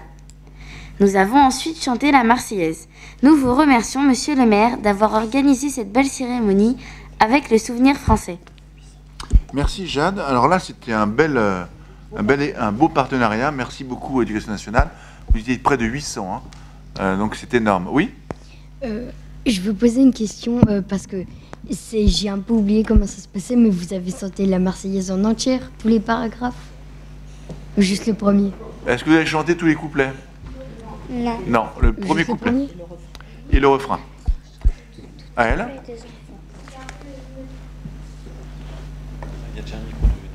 Il y a un micro d'allumé que j'éteins immédiatement, c'est bon. Jade, c'est bon, oui. C'est à peu près la même chose que le 11 novembre, non? C'était le 11 novembre. Ah bon? Ouais, la veille, c'était 2 jours avant, ouais. Bah alors il y a eu les CM1 aussi. Oui, je pense, oui. Oui. Romain? Mais je crois qu'on a aussi chanté le couplet des enfants. Oui, le couplet des enfants et le refrain. Esther? Et j'ai pas pu y aller parce que j'avais un pied cassé. Ah. La prochaine fois. Vous savez ce que c'est là, une ville filiale? Oui, Grégoire?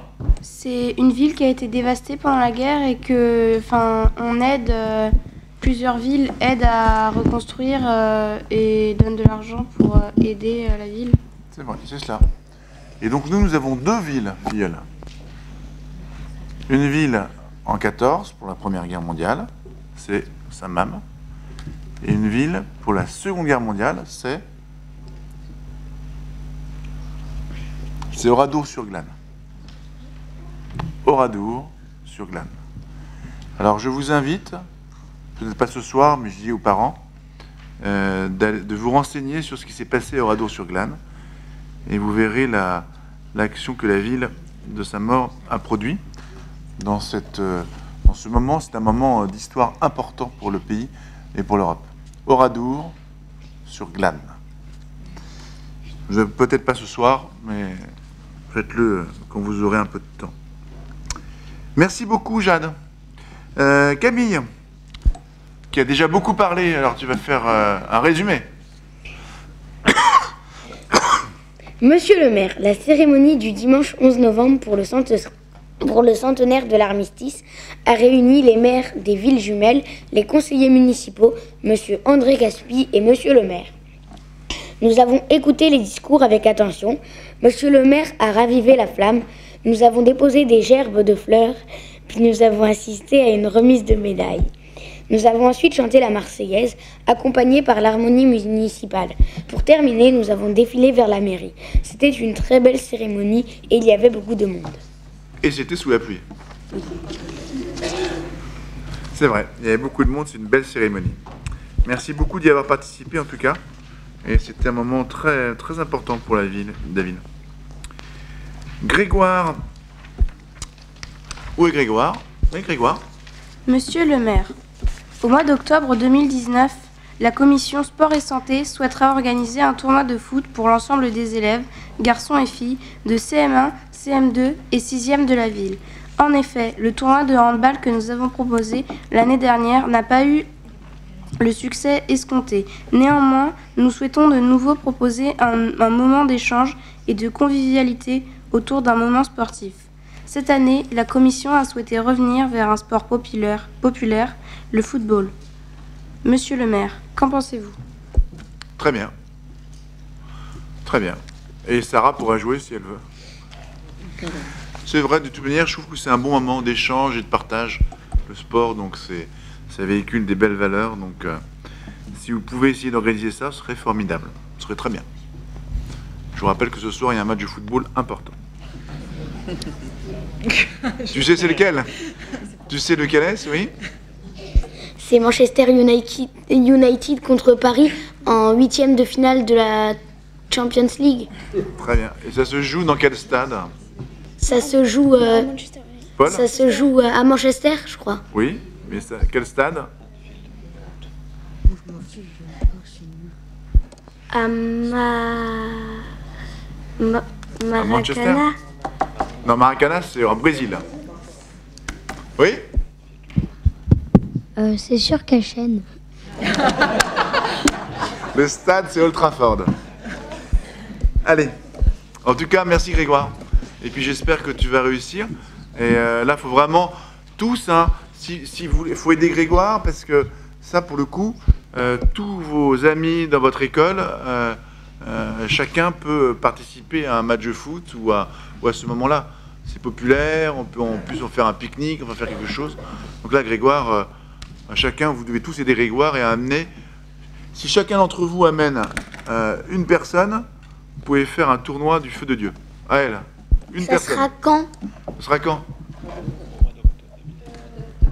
Au mois d'octobre. Oui, sûrement. Bah, c'est marqué au début.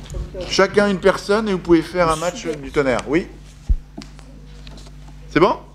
Allez, merci Grégoire. Émilie Stanurski. Oui, Émilie.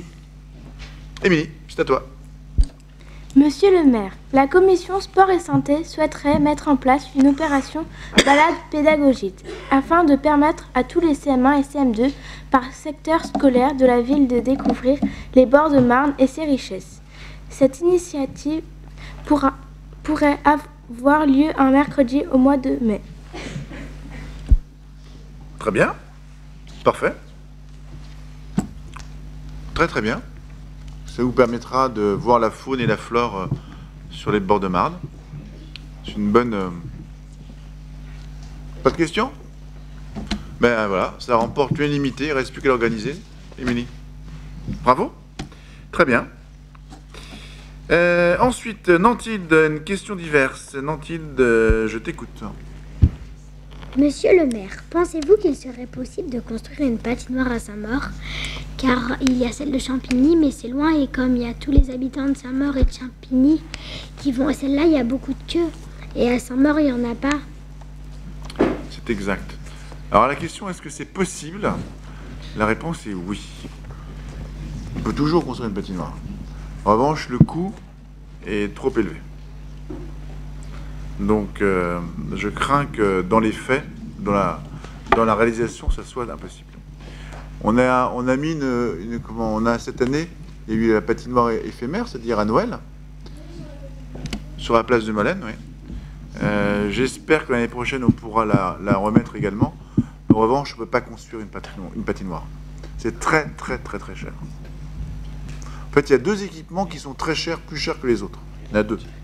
Il y a la piscine et la patinoire. Parce qu'il n'y a pas de construction. Comme me dit Julien, il y a l'entretien et ça coûte très très cher. Et en fait, à chaque fois qu'il y a un patineur qui va à la patinoire, ça coûte plus que ce qu'il paye. Ça coûte très très cher. C'est pareil pour la piscine. Bon. Donc voilà, je suis désolé, je dois te décevoir, mais là, c'est pas possible. Les finances ne nous permettraient pas. Alistair Laplace. Alistair. Monsieur le maire, j'aimerais que l'on réfléchisse à une action pour lutter contre l'isolement des enfants dans la cour. Qu'en pensez-vous, monsieur le maire? C'est une bonne idée, mais ça rejoint un peu votre proposition sur la discrimination. Je pense que c'est à cette occasion-là que vous devez réfléchir à une action. D'accord? Mais si c'est possible de le faire, ce serait mieux si c'était surveillé par un adulte pour que les enfants osent y aller. Au début, quand ça a été installé dans mon ancienne école, personne n'osait y aller. Puis un jour, là, un enfant qui est allé et ça a commencé comme ça. Ouais, c'est toujours le premier pas. Tu as raison. Tu as raison.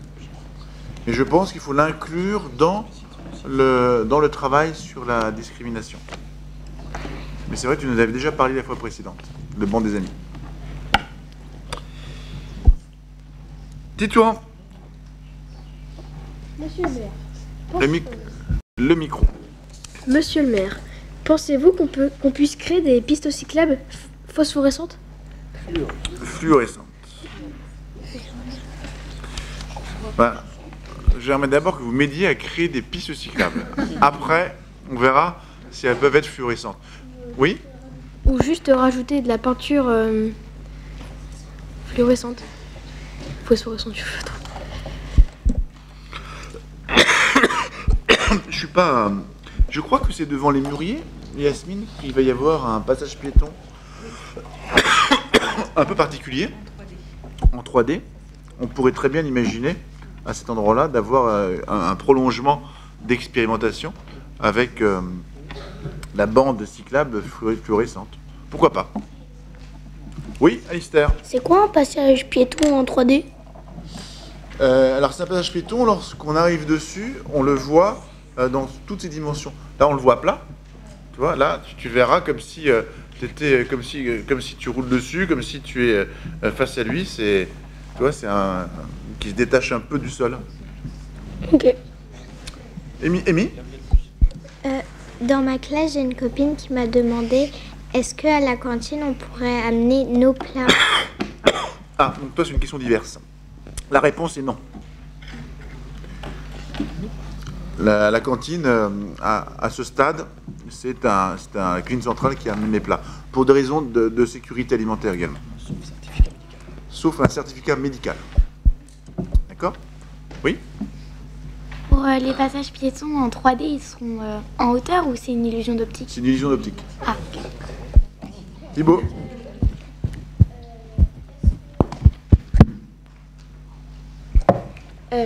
Est-ce que l'on pourrait avoir un bilan de la commission vélo? Parce qu'on a compris qu'il y avait une commission vélo, mais on ne sait pas trop ce qui s'est passé entre-temps ou ce qu'ils veulent faire. D'accord, donc tu voudrais être destinataire des comptes rendus de la commission vélo. Très bien. Hervé, il faut vous procurer ça. Très bien. Et oui, bien sûr, la réponse est oui. Oui, et d'ailleurs, si vous avez des propositions pour la commission vélo, il faut le faire. Paul? Mais il y a certaines personnes à l'école qui amènent leurs plats. Alors? C'est les enfants qui ont un régime alimentaire particulier. Mais derrière, il y a toute une procédure et notamment un certificat d'un médecin pour pouvoir mettre ça en place. À elle? Assieds-toi, Camille. On pourrait faire des pistes cyclables en 3D, comme les passages piétons. Je veux bien tenter l'expérience. C'est une expérimentation parce que malgré tout, ça demande un peu d'organisation. Oui, Romain? J'ai pas compris à quoi ça servait les passages piétons en 3D. À elle? Ça sert à que les voitures ralentissent s'il y a des piétons. Mieux, parce qu'il y a des voitures qui ne ralentissent pas du tout devant les passages piétons. Ça fait une illusion d'optique qui fait que le véhicule ralentit parce qu'il y a quelque chose d'un peu particulier sur la route. Oui, pardon. Je vais juste rajouter quelque chose sur ce fameux passage piéton en 3D, donc qui va être mis en place là dans quelques mois devant l'école des Mûriers, que c'est à l'initiative du conseil consultatif des jeunes, donc le conseil qui est juste après le vôtre, qui a voulu justement, qui a remarqué que certains endroits il y avait de la dangerosité, et notamment devant les écoles.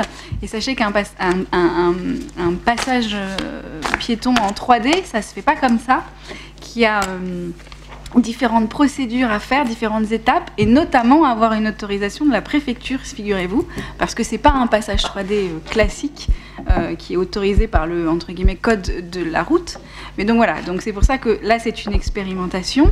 Que si ça fonctionne, on verra ou pas pour le mettre devant toutes les écoles de Saint-Maur. Ça a un coût aussi, mais voilà, surtout c'est une procédure à part avec des autorisations spécifiques. Donc voilà pourquoi on ne peut pas faire tout d'un seul coup, et voilà pourquoi si on doit faire effectivement des pistes cyclables en 3D, également ça demande des autorisations spécifiques.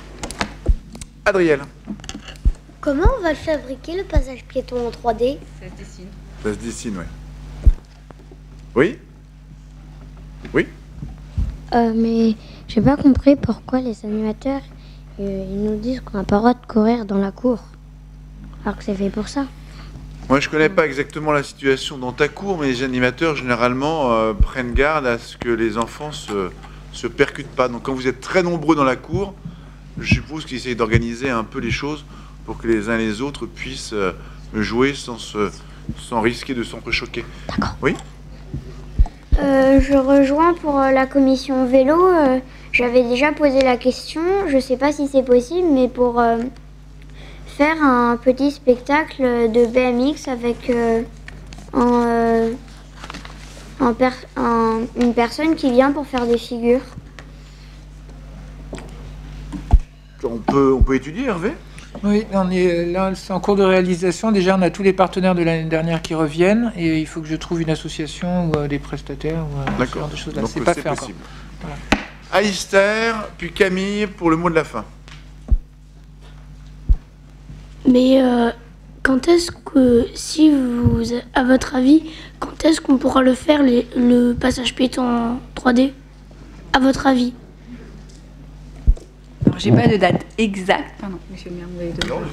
J'ai pas de date exacte, mais j'ai dit dans les prochains mois. Ok, merci. Camille. À l'école, il y a un garçon, il ramène sa nourriture parce qu'il a peur de se faire empoisonner par la nourriture de la cantine.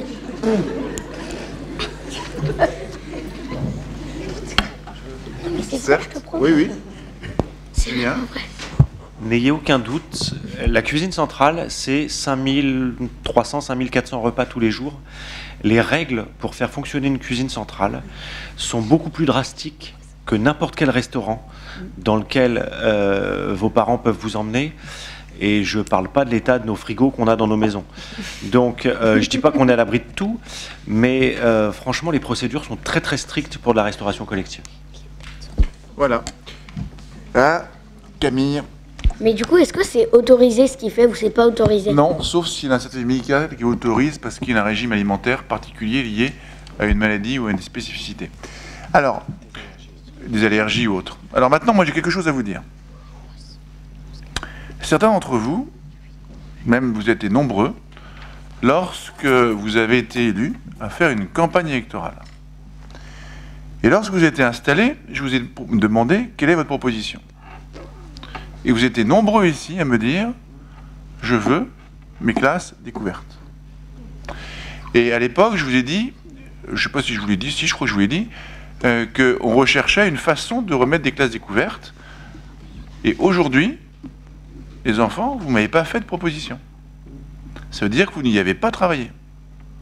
Or, c'est un de vos engagements électoraux. Donc, Hervé, vous devez me faire une proposition, quelque chose de raisonnable, mais qui fera que on pourra l'étudier ou pas. Mais c'est un de vos engagements. Vous l'avez. Il y en a 1 sur 2 qui me l'a dit lors de votre installation. C'est important. Si vous ne voulez pas le faire, vous ne le faites pas. Mais je pense que c'est important parce que vous avez beaucoup parlé de cela lorsque vous avez fait votre campagne et lorsque vous êtes venu me voir dans l'installation du conseil. Oui? Moi, dans mon école, tous les ans, les CM2, ils partent en classe découverte, pour plus qu'en partant en classe découverte. Et cette année, il y a carrément les CM1, CM2, CP et C1 qui sont partis. Tant mieux, Grégoire. Mais si on remet les classes découvertes, ce serait pour les CM2 de l'année prochaine ou nous, on pourra en bénéficier cette année? S'il y a des projets, on a dit qu'on accompagnerait les projets avec l'Éducation nationale qui pourront naître. Et de toute manière, il y aura des classes découvertes l'année prochaine, mais moi j'aurais aimé entendre vos propositions. À elle? C'est impossible que les CPC1 puissent partir en classe découverte. Oui, je pense que c'est pas tout à fait mais ils sont peut-être partis dans une classe et peut-être il y a eu quelques sorties. Allez, Jade. Allez, les dernières questions. Jade. C'était juste pour dire que ça veut dire que nous, les CM2, cette année, on n'aura pas de classe découverte et pas de sortie pour remplacer la classe découverte. Ça dépend. Oui, mais on n'a pas de classe maintenant, c'est trop tard. Oui? Non. Ça se trouve, vous avez fait exprès d'enlever juste parce que nous, vous nous aimez. Vous nous aimez. Non, tu te trompes. J'ai fait exprès d'enlever pour toi. Oui? Moi, je m'en bien qu'il y ait des classes de neige. Adriel, proposez. Est-ce qu'on peut faire une proposition pour les classes vertes tout de suite? Là, ce soir, non. Oui. Ce soir, non. Oh mince. Il faut en parler, c'est quelque chose qui se travaille, c'est pas... Il y a l'Éducation nationale qui est partie prenante parce que ça va être agréé par l'Éducation nationale. Vous avez des professeurs et des enseignants qui doivent aussi être capables de s'organiser. Et puis la ville accompagnera financièrement. Mais le point qui a qui fait qu'il n'y a pas eu de classe découverte cette année, c'est parce que tout ça n'était pas rassemblé. Donc vous avez fait campagne en disant que vous en vouliez, ça veut dire que vous devez nous faire des propositions. La ville fera une proposition l'année prochaine de toute manière, mais ça aurait été bien que ça puisse être quelque chose auquel vous auriez participé. Alistair, pour la dernière intervention. Mais pour ce que je crois que c'est Adriel qui a dit ça, pour les classes neige, mais on n'est pas assez près de la montagne. C'est vrai, on pourrait faire du ski nautique. Mais c'est pas moi qui ai dit les classes vertes. Allez, je vous souhaite une bonne soirée à chacun d'entre vous.